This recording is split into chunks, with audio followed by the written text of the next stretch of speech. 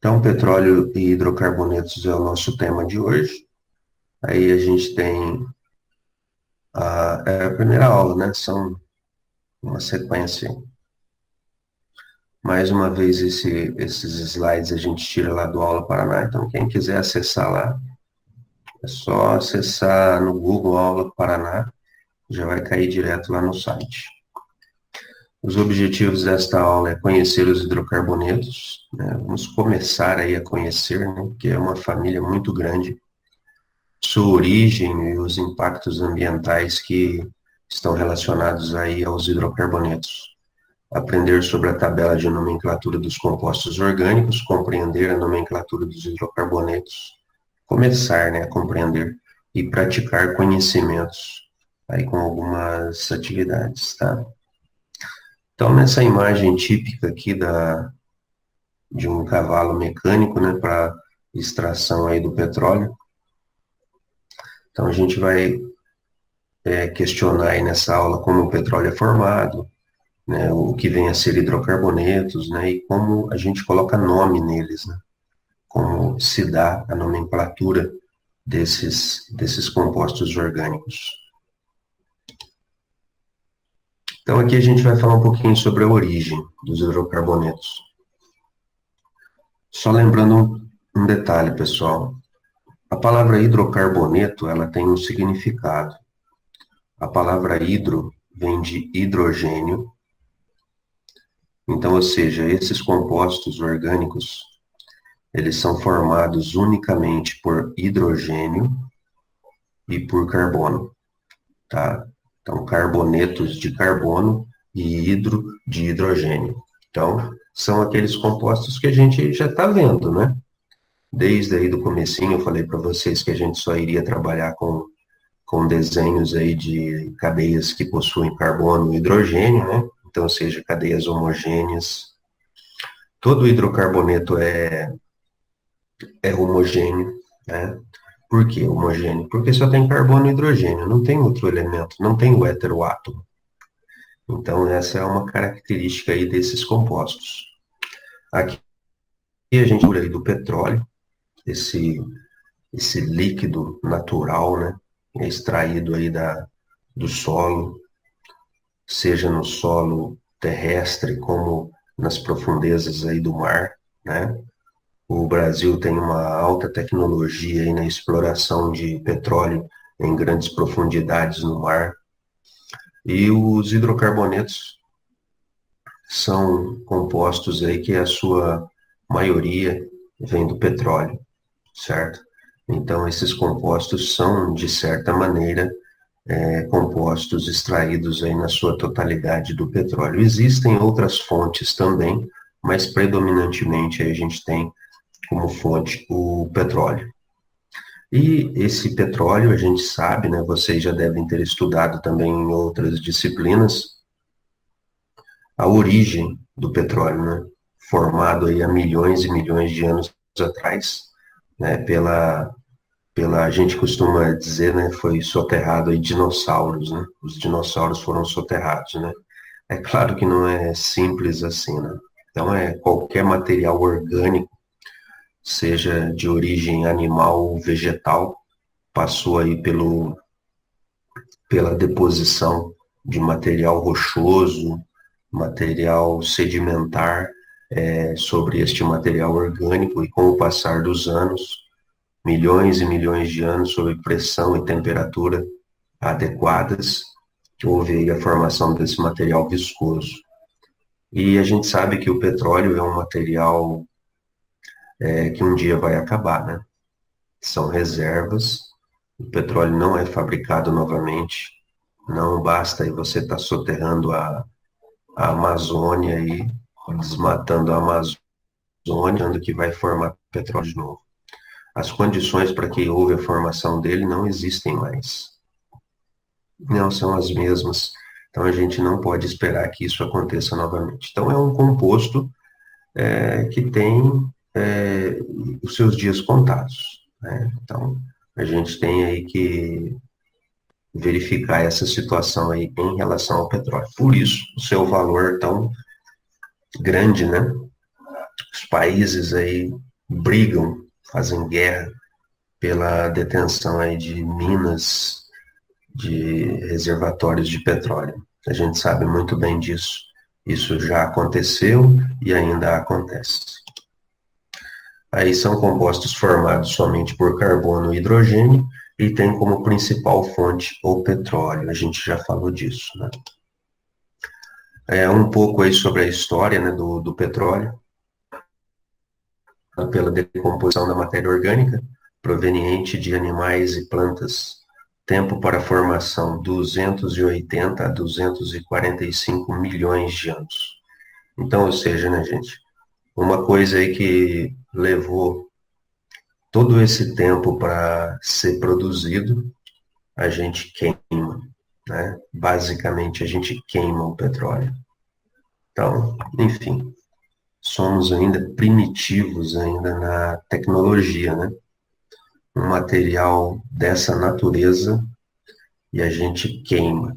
E, por consequência, polui o meio ambiente. Bom, um pouco sobre o petróleo ainda mais, né? A sua composição química.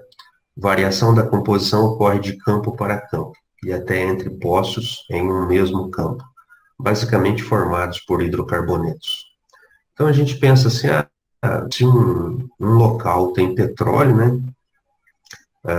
Esse petróleo, a pessoa fica rico, né? Você vai ali, você tem uma propriedade, verifica lá a possibilidade de ter petróleo, você descobre, né, um poço de petróleo e acha que vai ficar rico. Às vezes o poço petrolífero que tem ali não é vantajoso a exploração, porque a composição do petróleo não, às vezes não compensa a extração. Tem vários poços de petróleo no Brasil que tem essa natureza. Explora um pouco só e depois ele já deixa de ofertar um petróleo de qualidade e daí já é abandonado. Então tem muitas situações, né? E às vezes nem compensa a exploração pela qualidade. Então tem muitos poços que têm essa situação. Muitos locais no Brasil aconteceu no Brasil verificar, né? O poço faz uma análise do material, do petróleo que lá tem, e não compensa a exploração, né? Seja pela qualidade ou seja pela quantidade. Então não compensa você despender toda uma estrutura, né, para fazer a extração do solo, esse material, e depois ele não ser utilizado por muito tempo. Agora, existem poços, né, principalmente no Nordeste, essa imagem que nós temos aqui no começo, do cavalo mecânico, essa imagem aqui acredito que não seja do Brasil, mas no Nordeste brasileiro tem muitos locais, né, naquele sertão lá que tem esses cavalos mecânicos que ficam extraindo petróleo do solo 24 horas. E o dono da propriedade, aí com um cavalo desse só na propriedade dele, ele tem aí uma participação na Petrobras, né? Então ele tem uma cota do valor do petróleo. É claro que o petróleo vai para a Petrobras, mas ele arrenda, né, a propriedade dele para fazer essa extração. Então ele tem lá um salário mensal, né, que varia, né, dependendo aí. Eu já vi reportagens que o dono da propriedade aí tem uma renda de 4, 5 mil reais por mês, né, dependendo aí do número de cavalos mecânicos que ele tem instalado aí na propriedade, né. Então, para aquela região, existem muitas propriedades que têm esse tipo de extração. Bom, aqui tem uma composição que varia, né, de acordo aí com o tipo do petróleo, por exemplo, carbono. 80 a 90% do petróleo, ele é composto de carbono. Então, é riquíssimo em carbono. Hidrogênio, 10 a 15%, não que isso em termos de átomos, mas sim pelo peso, né, pela quantidade de massa, porque a gente sabe que o hidrogênio é bem leve, né, em comparação com o carbono. A massa do carbono é 12, e a massa do hidrogênio é 1. Então, o carbono é 12 vezes mais pesado do que o hidrogênio. E quando você analisa uma molécula de hidrocarboneto, a quantidade de hidrogênio supera a de carbono em muitas vezes, na maioria dos casos. O enxofre até 5%, o oxigênio até 4% a composição. Então, quer dizer, a gente tem oxigênio no petróleo, né? Embora em pequenas quantidades, mas existam. Nitrogênio até 2% e traços de elementos metálicos, pequenos traços, né? É claro, né, gente, esse é um material mineral, vem do solo, então a presença aí de minérios, principalmente de metálicos, pode estar dissolvido aí junto com o petróleo. Tipos de poluição. Aí a gente já entra mais para um lado ambiental, né? Que hoje, mais do que nunca, é um dos aspectos de grande importância. Até a década de 80, isso não era uma preocupação relevante. Mas a partir aí do protocolo de Kyoto, isso teve uma modificação. A questão do aquecimento global, do efeito estufa. Então, esses quesitos começaram a ser discutidos mundialmente e começaram a impactar muitas economias, né? Principalmente a dos Estados Unidos, que é um grande produtor de petróleo também e principalmente um grande consumidor. Aqui a gente se preocupa muito, né, com o preço do petróleo. E isso é um limitante do nosso consumo na maioria das vezes. Você vai no posto, aí você verifica o preço, né, do combustível, quanto que está. É uma incoerência, né, o que acontece aqui no nosso país. Mas isso são coisas de economia. Coisa que não acontece nos Estados Unidos, pelo fato lá do combustível ser muito barato. Então lá não existe, de uma certa maneira, a preocupação com a poluição, já que o combustível é muito barato, né? Então você verifica muito nos Estados Unidos veículos de passeio que rodam com diesel. Aqui isso não acontece, né, muito, né? Principalmente com a grande maioria dos veículos, que são ou a álcool ou a gasolina.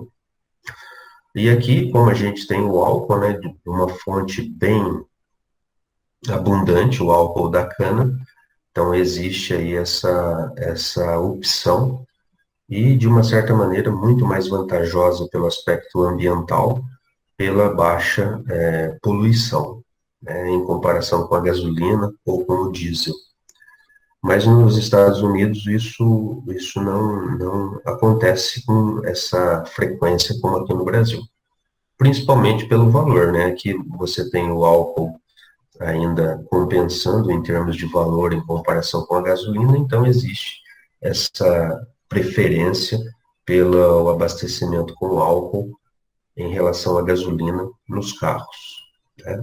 Então, aqui é mais um fator de preço do que basicamente pelo olhar ambiental, né? Mas, por consequência, a gente acaba poluindo menos por essa oferta aí do álcool vindo da cana.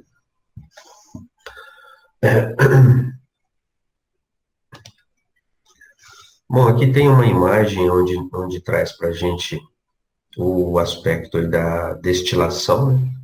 A destilação fracionada do petróleo.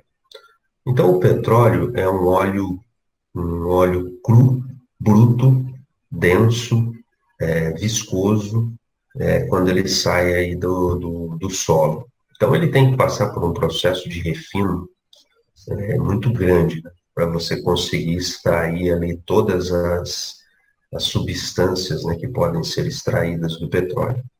E essa extração se faz nas colunas de destilação fracionada, essas torres bem grandes, assim, quando passa as imagens, né, da destilaria de petróleo na TV, a gente consegue identificar essas torres de destilação fracionada.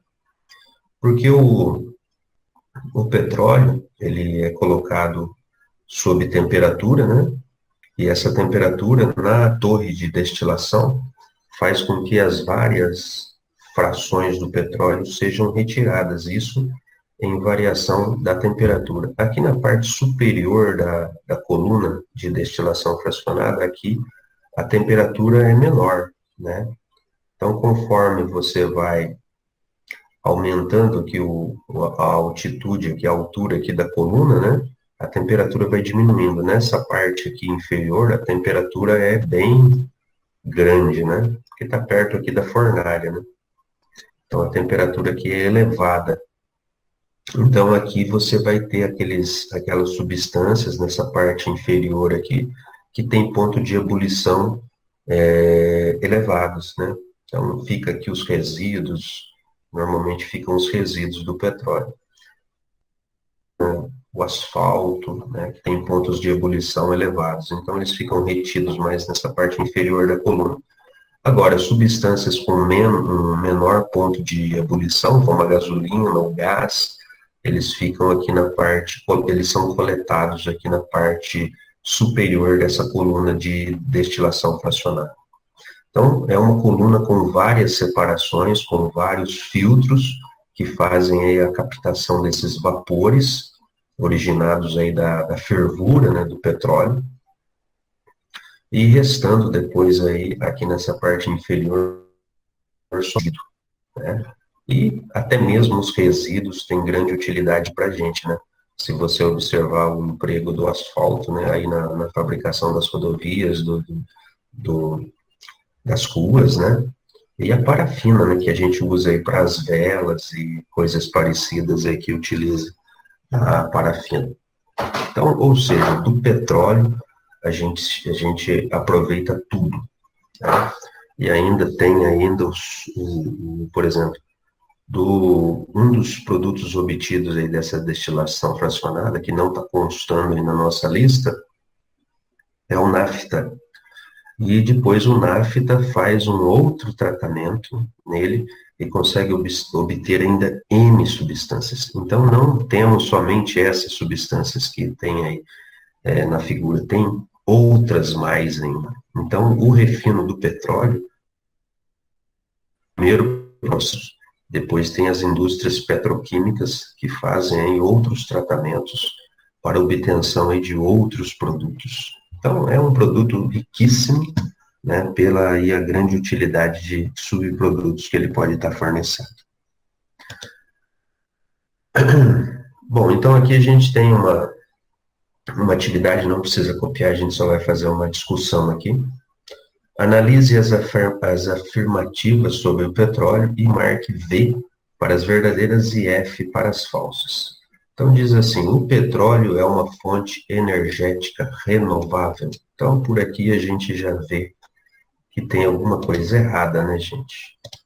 Essa palavra renovável não é verdadeira. Petróleo um dia vai acabar, né? Então, essa palavra renovável já descaracteriza a informação. E sua utilização não é nociva ao meio ambiente. Outra coisa também que é falsa, não é nociva, é nociva. Se você analisar o aspecto ambiental, quando você fala de petróleo, você tem que analisar vários aspectos. Você tem o lado econômico, você tem o lado ambiental, você tem o lado energético, enfim, o lado tecnológico, tem vários aspectos que tem que ser analisados. Hoje, um grande aspecto que pesa muito é o aspecto ambiental, né? A gente sabe disso, pelo que a gente está vendo no meio ambiente, a destruição do meio ambiente. E outra, se você tem um vazamento de petróleo, porque a maioria do petróleo ele é transportado pelo mar, né? Então, se algum petroleiro derrama petróleo, o desastre é incalculável, né? Então, ou seja, esse ponto é de extrema importância hoje no mundo pela questão do ambiental. Então, essa alternativa aqui para nós já podemos colocar aí nela falso, né? É uma alternativa falsa aqui. Bom, a outra aqui. A formação do petróleo ocorre em milhões de anos, sendo um processo de alteração da matéria orgânica vegetal ou animal. Sim, isso é uma verdade, né? Levou aí milhões de anos para o petróleo ser transformado. E essa matéria orgânica de origem vegetal ou animal passou por reações químicas, onde envolvem temperatura, pressão, e favorecendo aí a transformação desse material. Então, aqui, verdade. No refino do petróleo, o processo químico usado chama-se destilação fracionada. Sim, a destilação fracionada é aí o processo que a gente tem, né? Então, a gente analisa aqui, né, a destilação fracionada aí do petróleo, que faz toda essa extração aí do material, certo?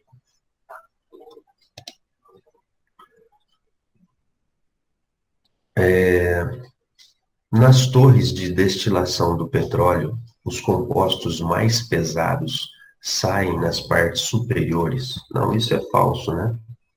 São os mais leves que vão para cima, as moléculas menores. Se as moléculas são menores, o ponto de ebulição delas é menor, né? Então, os compostos mais pesados, eles possuem moléculas maiores, mais densas, então a tendência deles é ficar na parte inferior da torre de destilação e não nas superiores.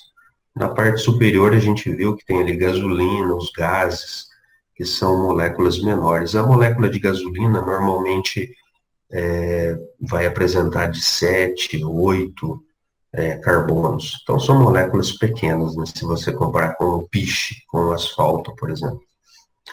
Entre as várias utilidades do petróleo estão a produção de combustíveis, gasolina, diesel, além de produtos como o plástico. Verdade, isso é uma verdade. Principalmente aí o plástico, né? Esse material que a gente utiliza muito hoje. O plástico, pessoal, eu considero particularmente, essa é a minha opinião, e eu acredito que o plástico foi a pior coisa que a gente inventou. Pelo fato de você ter aí o plástico, para vocês terem uma ideia, ele começou a ser fabricado na década de 50. No finalzinho da década de 40, comecinho da década de 50. Então, o plástico, ele é um material rígido, ele tem muitas aplicações. Ele possui uma possibilidade de adquirir vários formatos pela sua temperatura, né? Moldes, pode fabricar em vários moldes, né, com variados formatos e utilidades. Enfim, mas o problema do plástico é o seguinte, é o quanto de tempo ele leva para ser decomposto, para a natureza dar conta desse material. Então, ou seja, o que adianta você ter um vasilhame que você vai utilizar aí vamos pegar um recipiente plástico que a gente tem em casa, uma tapoeira aí dessas de 1,99 aí, né? Você tem um material desse, você utiliza por quanto tempo? Um ano no máximo, às vezes até menos. E depois, o que você faz com esse recipiente? Vai para o lixo. E depois, fica aí milhões de anos aí milhares de anos aí na natureza para ser decomposto. E se a gente já tem aí 50, 60 anos de plástico acumulado no meio ambiente, eles não sofreram ainda degradação nenhuma. Isso é um processo lento demais. Então, é muito lixo produzido para pouca utilidade. Os plásticos hoje que são colocados nos veículos é de grande utilidade, né? Você agrega ao material um alto valor, vai para os carros. Carro a gente sabe que é um bem caro. Mas e depois? Quanto tempo de vida útil aí vai ter esse carro? 30 anos no máximo? No máximo. E essas peças aí vão passar por substituições, um para-choque, um para-lama, um retrovisor, né? E depois, para onde vai isso? Então, ou seja, o destino que é o problema. Então, o plástico é um grande prejuízo assim, ao meio ambiente que a gente tem hoje. Sem contar a questão das enchentes, né, do acúmulo de lixo, o volume produzido é muito grande, eles ocupam muito espaço. Uma garrafa PET, por exemplo, olha o quanto de volume isso ocupa. Então, se não tiver um reaproveitamento, uma reciclagem, isso é um dano muito grande. E o plástico, ele tem uma cadeia produtiva muito grande. Você tem aí o caderno, na capa do caderno, provavelmente ele foi plastificado. Então, o uso é muito grande. A quantidade de petróleo utilizado para a fabricação de plástico é muito grande, essa quantidade. E a gente gosta muito do plástico, né? Porque ele é colorido, ele visivelmente ele é bonito, então nos atrai, o plástico nos atrai. Então, realmente, a gente tem que pensar consciente nessa questão da utilidade do plástico e do gosto por ele. Procurar aí estar substituindo muitas vezes um produto que você vai comprar, que tem praticamente uma embalagem plástica, por uma outra de papel, né? Evitar ao máximo aí o consumo desenfreado do plástico. Ter essa consciência ambiental, né? Uma sacolinha de plástico que você pega no mercado, qual que é a vida útil dela? É do mercado para sua casa e no máximo para o cestinho de lixo para colocar lixo dentro, depois vai para o lixo. Então, enfim, é uma vida útil muito curta. É um grande dispêndio de energia por um material que leva milhares de anos para ser decomposto, sendo que você vai usar aí uma sacolinha por quanto tempo? 10 minutos? Então, enfim, a gente tem que pensar nisso. Agora, com o advento do plástico biodegradável, aí já é outra coisa, né? Sacolinhas com plástico óxido biodegradável, aí já é outra coisa. Então, aí já tem uma tecnologia envolvida nisso, né? Mas quantas sacolinhas já não foram depositadas no meio ambiente e que ainda estão lá e que não sofreram decomposição ainda? Então, aqui tem a resolução, né? Aí o petróleo é fonte energética renovável? Não, é falso, né? A formação do petróleo ocorre em milhões de anos? Sim, verdade. No refino do petróleo, o processo químico usado chama destilação fracionada? Sim. Nas torres de destilação do petróleo, os compostos mais pesados saem na parte superior? Falso, a gente viu isso. Entre as várias utilidades do petróleo estão a produção de combustíveis, gasolina, diesel, além de produtos como plástico. Verdade.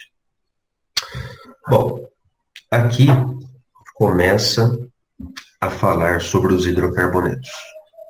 Tá, então vamos para a próxima tela.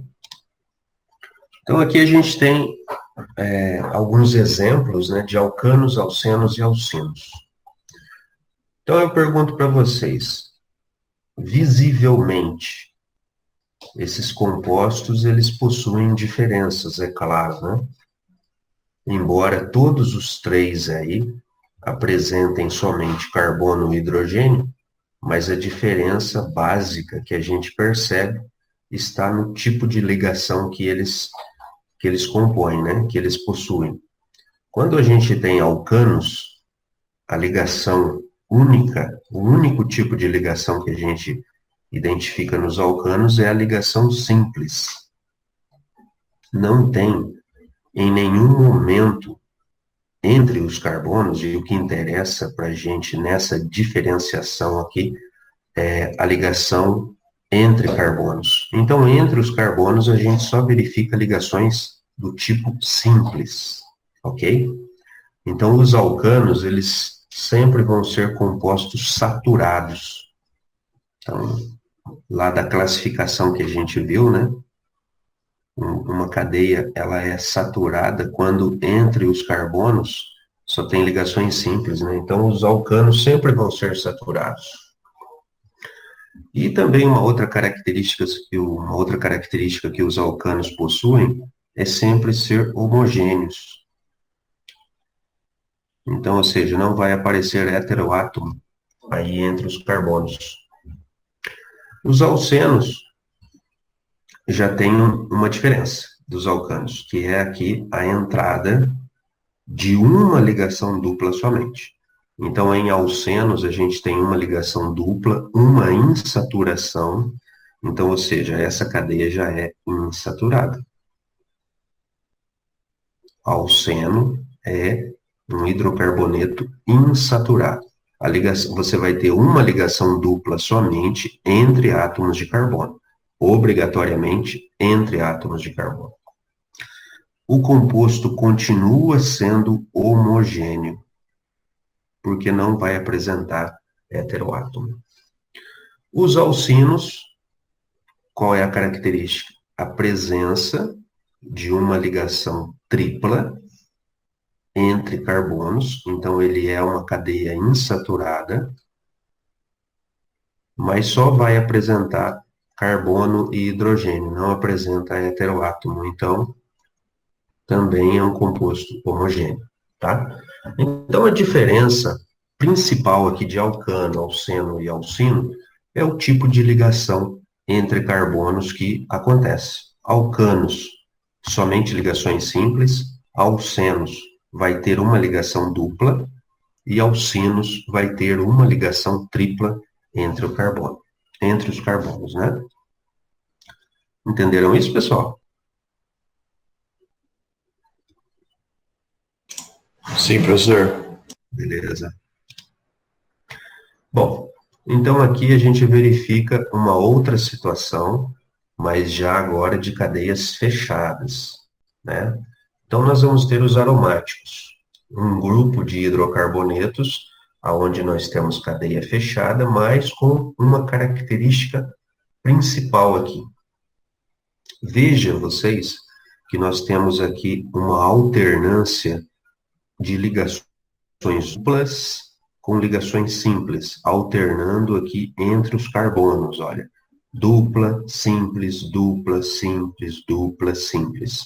Essa alternância que a gente verifica entre os carbonos, a gente verifica no grupo dos aromáticos, que são hidrocarbonetos de cadeia fechada, que apresentam essa alternância de ligações duplas com simples em toda aqui a presença da molécula, no ciclo que essa molécula apresenta. Normalmente são cadeias com 6 carbonos, ou seja, na forma de hexágonos, e esses hexágonos apresentam aí essa alternância de ligações duplas com ligações simples, tá?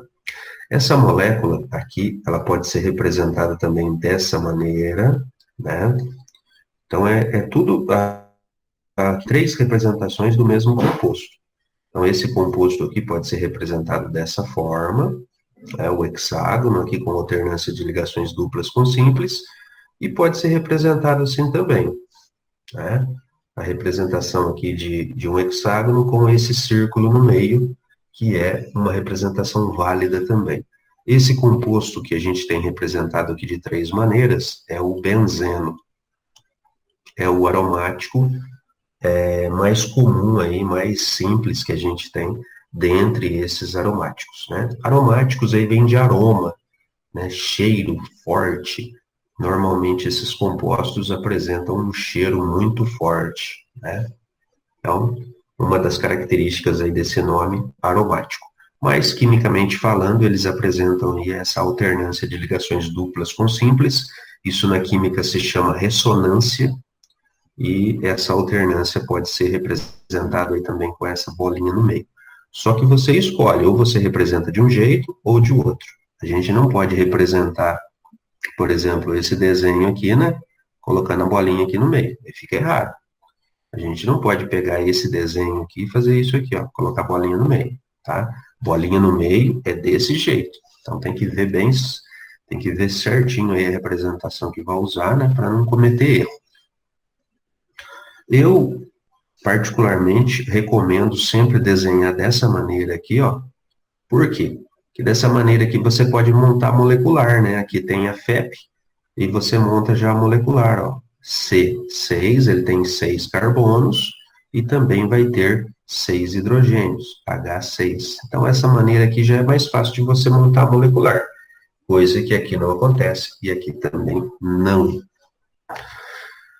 Bom, esses desenhos aqui, ó, essas duas estruturas que estão aqui, elas pertencem aos alicíclicos, né? Alicíclicos são cadeias fechadas, mas que não são aromáticos. Não possuem alternância de ligações duplas com ligações simples.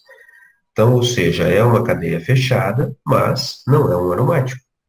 Essa cadeia fechada aqui tem 5 carbonos, olha, mas todos os carbonos aqui possuem ligações simples. Então, um outro aspecto também que não pode ser aromático, porque aromático tem alternância de ligações duplas com simples. Então, essa cadeia aqui é um ciclo para nós. É um ciclo, e como esse ciclo só faz ligações simples entre os carbonos, é um ciclo alcano, que a gente chama. Ou ciclano, né? Também tem esse nome. E aqui é a mesma coisa, é um ciclano também, só que com 3 carbonos na molécula, toda ela fazendo somente ligações simples, então lembra um triângulo. Normalmente os ciclanos, pessoal, em vez de você representar a estrutura assim, às vezes ela aparece assim, ó, nos exercícios. Um triângulo, né? Aqui tem um formato de um pentágono, né? 5 lados. Então aí o desenho de uma casinha, às vezes pode aparecer assim. Então isso é um ciclano, tá? Isso aqui também é um ciclano. Então não vamos confundir ciclanos com aromáticos. Aromáticos é um outro grupo aí que possui a alternância das ligações duplas com as ligações simples. Tá? Bom, aí tem um exercício aí, né? Quais os principais elementos que fazem parte dos hidrocarbonetos? Hidrocarboneto, gente, o nome já está dizendo. É carbono e hidrogênio, tá? Então, carbono e hidrogênio, falou em hidrocarboneto, falou em carbono e hidrogênio, tá? Bom, o professor vai abrir agora uma outra tela para a gente discutir um pouco mais agora separadamente isso. Vamos pontuar aí a definição de alcanos. O que que vem a ser alcanos, né? A gente já comentou isso hoje. São hidrocarbonetos, isso é fato.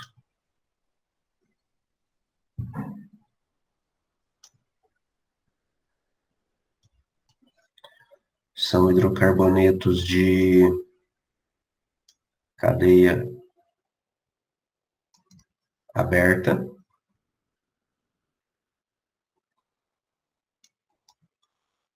cadeia saturada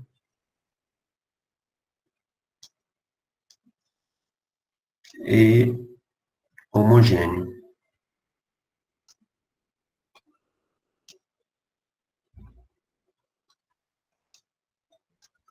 Né? Então, as cadeias de alcanos sempre abertas, sempre saturadas, ou seja, só tem ligações simples entre os carbonos, e homogênea, não vai ter heteroátomo. Os alcanos, gente, eles apresentam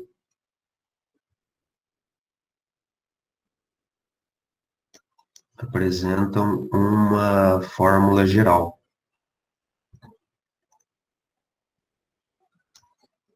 Uma fórmula matemática, né?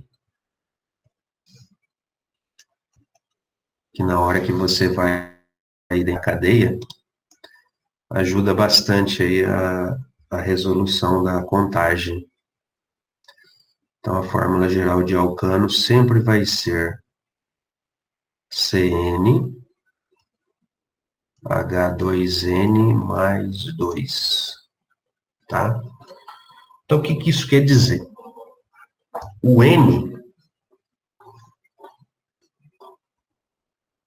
N para nós significa número de átomos de carbono,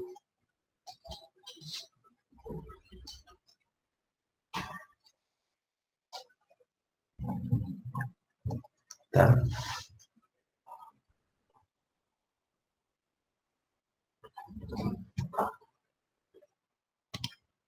Então, vejamos aqui um exemplo.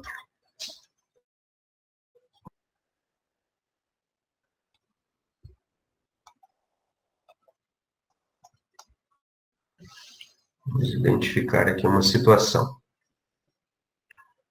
Então, vamos supor que a gente tem aqui um alcano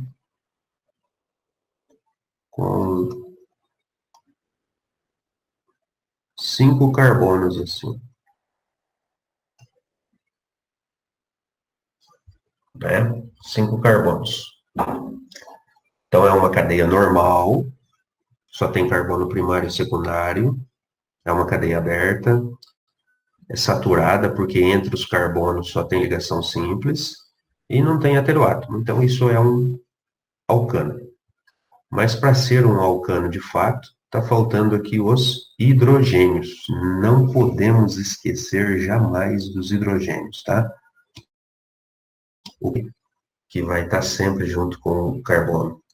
Nos alcanos, sempre vai ter que ter hidrogênio e carbono com ligações simples. Então, nesse primeiro carbono aqui, devemos colocar sempre carbono da ponta, né, gente? E aqui nos alcanos, isso vale sempre. Carbono da ponta, 3 hidrogênios. Sempre. Então, aqui na outra ponta, 3 também. Esse aqui é um carbono secundário, faz 2 ligações, 2 hidrogênios. Esse aqui também faz 2 ligações, 2 hidrogênios. Esse aqui também, 2 hidrogênios. Beleza. Então, tá certinho aqui a estrutura.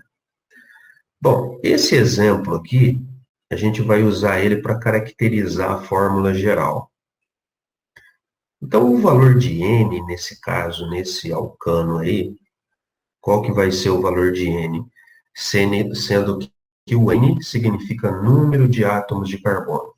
Então, quantos carbonos a gente tem nessa molécula? 5. 5, exatamente. Então, o valor de N aqui vai ser 5. Sabendo desse detalhe, sabendo que o valor de N é 5, eu vou substituir o 5 na fórmula geral. Então, a fórmula geral é CnH2n mais 2. Então, eu vou ter que C vale 5, C5. No lugar aqui do 2n, isso é uma multiplicação, então vai ficar 2 vezes 5, porque o valor de n é 5, mais 2. Vamos resolver essa continha agora. 2 vezes 5 dá 10.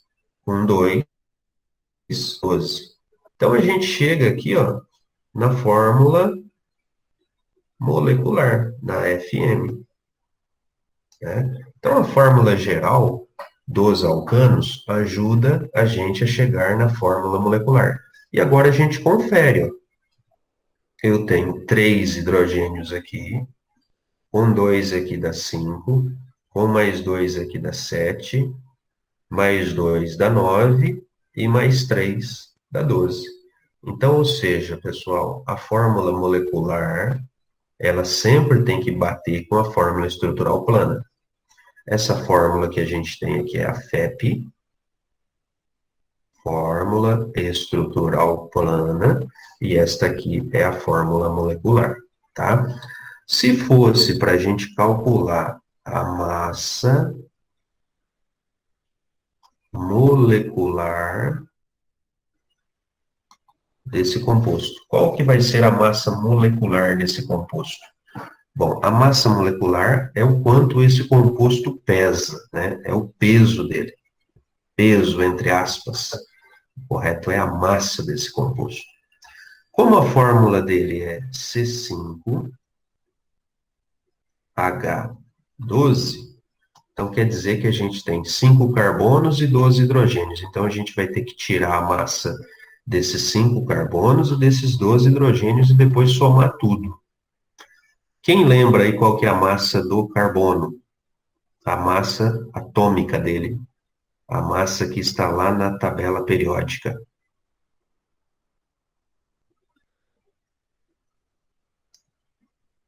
Ninguém lembra? A massa atômica do carbono é? Ninguém lembra? 12, né, pessoal? Sempre vai ser 12. A massa atômica do carbono é de 12 unidades.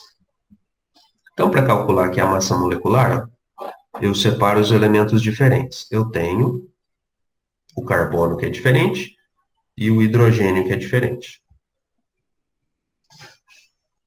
Eu tenho 5 carbonos e eu tenho 12 hidrogênios. Essa é a quantidade de um e de outro.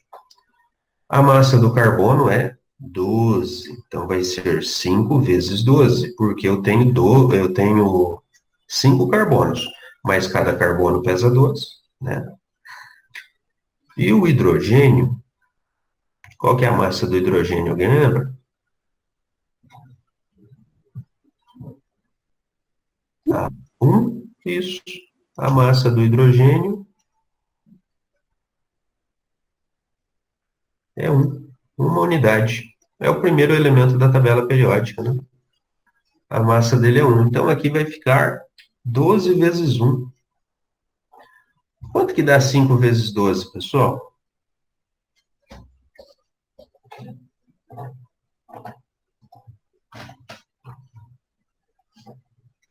5 vezes 12, quanto que dá isso? 60. 60, perfeito, 60. Então, 5 vezes 12 dá 60 e 12 vezes 1 dá 12. Agora a gente soma tudo isso, ó. Isso aqui vai dar 72 unidades, tá? Então, isso quer dizer o quê? O que isso quer dizer?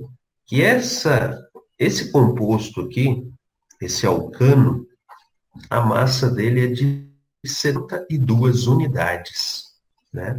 Então, esse composto aqui com 5 carbonos, ele pesa 72 unidades. Entenderam isso? 1, 2, 3, 4, 5, 6, 7. Aí aqui, ó, desce um aqui e aqui desce outro. Gente, essa cadeia aqui, ela é ramificada, ó. Tem um carbono, tem um não, tem 2 carbonos terciários. Se a gente colocar hidrogênio nessa cadeia, vai virar um alcano?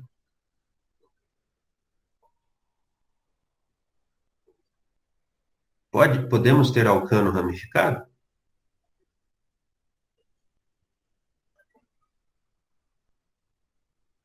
Ter o quê? Ramificado? Isso aí vai ser um alcano, se a gente colocar os hidrogênios? Vai. Vai ser um alcano. Então, a gente tem alcano ramificado, tá? Não é só de cadeia normal, não. A definição para alcano é cadeia aberta, hidrocarboneto de cadeia aberta, cadeia saturada e homogêneo. Não falou nada que só pode ter cadeia normal. Ele pode ser normal ou ramificado, tá? Bom, agora a gente tem que colocar os hidrogênios, né? Antes da gente colocar os hidrogênios, a gente já consegue prever alguma coisa. Será que essa molécula aqui, essa estrutura, ela vai ser mais leve do que aquele de 5 carbonos que a gente viu? Ela é mais leve ou mais pesada ela vai ser? Mais pesada. Com certeza, né? Aquela só tinha 5 carbonos, essa aqui tem, ó, tem 6, 7, 8, tem 9 carbonos. Então, com certeza ela vai ser mais, tá? Então é isso que a gente vai ver. Então aqui, ó, carboninhos da ponta, sempre 3 hidrogênios. Quando for alcano, a gente não precisa ter medo nenhum. O carbono da ponta, sempre 3 hidrogênios, ó. Já vai direto. Esse carbono aqui, ele está fazendo 2 ligações, ele é um carbono secundário, 2 hidrogênios, carbono secundário, 2 hidrogênios. Agora aqui é um carbono terciário. Ele já tem 3 ligações, cabe um hidrogênio só, aqui também um hidrogênio só, porque ele é terciário, e aqui, carbono secundário, cabem 2 hidrogênios, tá? Gente, qual que é o valor de N Qual que é o valor do N nessa fórmula estrutural plana? O valor de N é 9, porque o valor do N é o valor do número de carbonos. Então, eu tenho 9 carbonos na molécula, o valor de N é 9, né? Aí a fórmula geral para alcanos é CnH2n mais 2. Isso vai gerar a minha fórmula molecular. Aí você pode pensar assim, professor, mas por que eu vou fazer essa conta? É mais fácil contar ali no desenho da fórmula estrutural plana. Eu conto os carbonos, conto os hidrogênios e já tenho a molecular. Não precisa aplicar essa conta matemática aí. Sim, tudo bem, você pode fazer isso. Também tem essa possibilidade.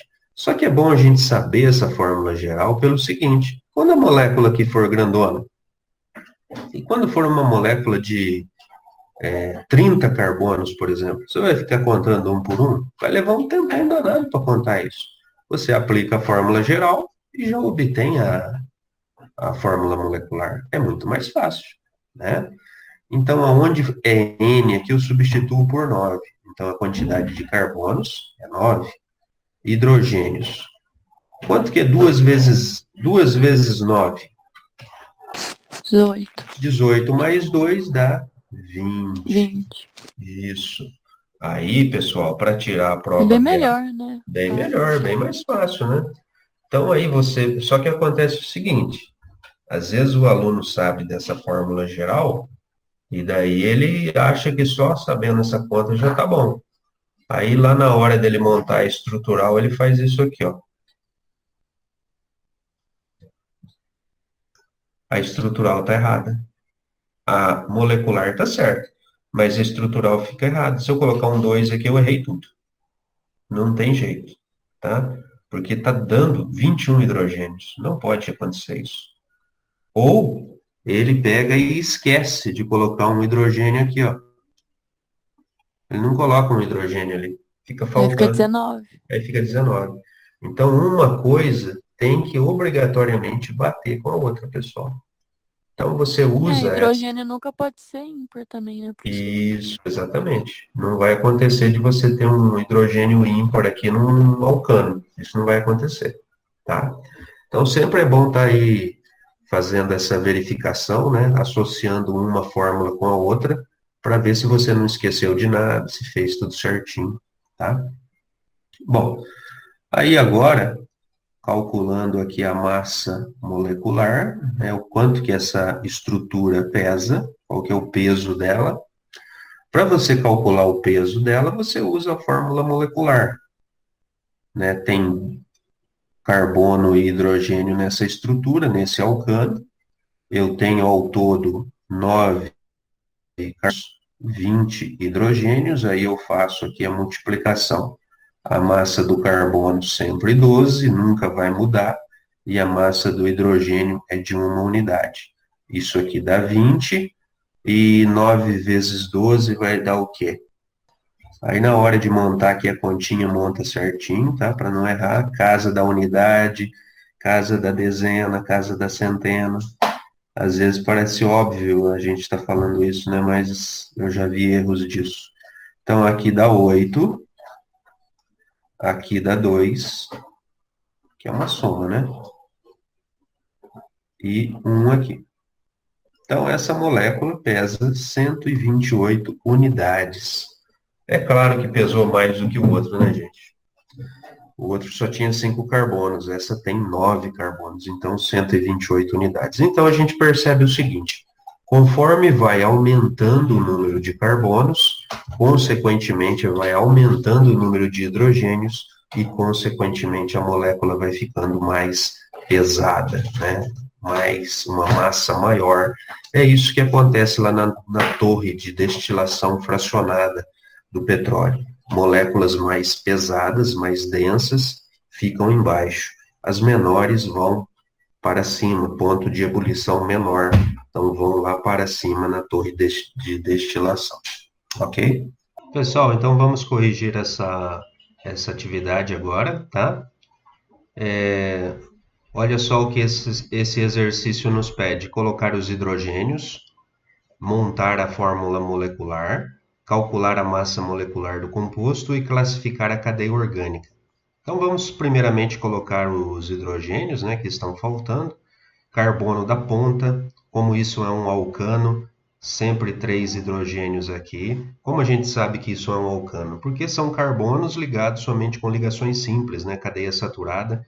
Então todos os carbonos aqui da pontinha, nós já temos certeza de colocar 3 hidrogênios, então é isso que a gente faz. 3 hidrogênios aqui em todos esses carbonos primários. Nesse carbono secundário, ele está ligado com 2 carbonos, ele está fazendo 2 ligações, então cabem 2 hidrogênios aqui.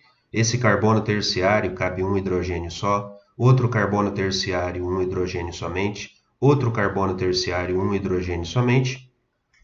E aqui um carbono secundário com 2 ligações, cabendo 2 hidrogênios, certo?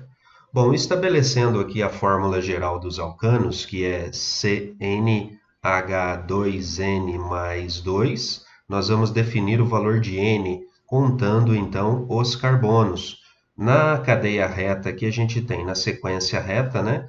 1, 2, 3, 4, 5, 6, 7, 8, 9, 10. Temos 10 carbonos ao todo, então, consequentemente, o valor de N é igual a 10. Substituindo aonde tem N por 10, a gente chega no valor de carbonos 10, é isso que a gente contou.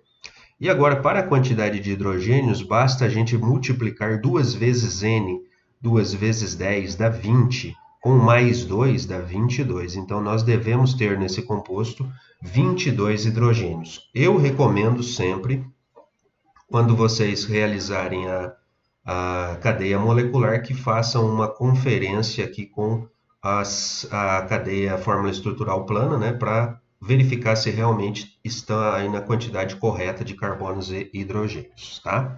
Então a gente fez aqui já a fórmula molecular, colocamos os hidrogênios, agora nós vamos calcular a massa molecular desse alcano. Como nessa fórmula só tem carbono e hidrogênio, nós separamos o carbono, separamos o hidrogênio, que é o outro elemento diferente. O total de carbonos que nós temos nessa fórmula são 10, hidrogênios são 22. Vezes, nós sabemos que a massa atômica do carbono é 12, então ficará 10 vezes 12, que dá 120. E o hidrogênio, a sua massa atômica é de 1 unidade, que isso aqui vai dar 22. Fazendo o cálculo para isso aqui, nós vamos ter um total de 142 unidades. Essa é a massa molecular desse composto, desse alcano. Classificando esta cadeia orgânica, né, observando lá aqueles critérios de classificação de cadeia que a gente estudou, esta é uma cadeia que a gente chama ela de cadeia aberta. Ela pode ser chamada também de outro nome, que nós vimos também, que é alifática. Ou podemos colocar também um outro nome para ela, que é acíclica. Ela não é uma cadeia cíclica, né? Ela é uma cadeia aberta. Então, acíclica pode ter esses 3 nomes. Como todo alcano, essa cadeia ela é saturada. O que é ser saturada? Apresenta somente ligações simples entre os carbonos. A gente só identifica ligações simples. Outra coisa que a gente observa nessa cadeia também é que ela é homogênea. Só tem carbono ligado com carbono em toda a sua extensão, não apresenta heteroátomo, então a cadeia nós chamamos ela de homogênea. E a última situação que a gente identifica aqui, como essa cadeia tem carbono terciário, olha, tem 3 carbonos terciários, aqui tem um, aqui tem outro, aqui tem outro, essa cadeia ela é ramificada, ela possui radicais. Então, ela é uma cadeia ramificada por apresentar radicais, por apresentar carbono terciário, ok? Então, nós temos aqui, observando também o total de carbonos primários. Carbonos primários são aqueles carbonos que estão ligados somente com um carbono. Então, carbonos primários, vamos selecionar aqui com cores, né, para ficar mais fácil a nossa visualização. O carbono primário, esse aqui é um carbono primário, porque ele está na ponta. Esse aqui é outro carbono primário na ponta, esse aqui também. Este carbono aqui também é primário e aqui também é primário. Então, ao todo, nós temos 5 carbonos primários. certo? 5 carbonos primários. Vamos identificar agora o total de carbonos secundários. Lembrando que ser carbono secundário é aquele carbono que está ligado com 2 outros átomos de carbono, certo? Então, esse carbono aqui, nós identificamos que ele está ligado com 2 carbonos, então ele é secundário. Esse aqui também é secundário, porque ele está ligado com este carbono primário e com esse terciário, tá? Então, carbonos secundários, pessoal, só temos 2. Vamos identificar agora os terciários. Quantos carbonos terciários nós temos nessa cadeia, tá? Então, terciários nós vamos ter. Esse aqui é um terciário, então vamos colocar aqui uma cor para ele, tá? Vamos colocar azul. Esse aqui é um carbono terciário, esse aqui também e esse aqui também. Então, nessa cadeia a gente tem 3 carbonos terciários. É evidente que nessa cadeia não apresenta carbonos quaternários, porque a gente já preencheu todos aqui, já fizemos a classificação de todos os carbonos, ok? Depois a gente soma esses valores e identificamos 5 com 3 dá 8, 10 carbonos ao todo, foi o que a gente identificou aqui na fórmula molecular, então está correto, ok? Pessoal, então finalizamos esse exercício de fixação, essa revisão, e esperamos aí que vocês conseguiram aí captar as informações principais aí dessa revisão e desse exercício também, ok? Um abraço do professor Ronaldo, fiquem com Deus e até a nossa próxima aula, se Deus quiser. Tchau, tchau, pessoal!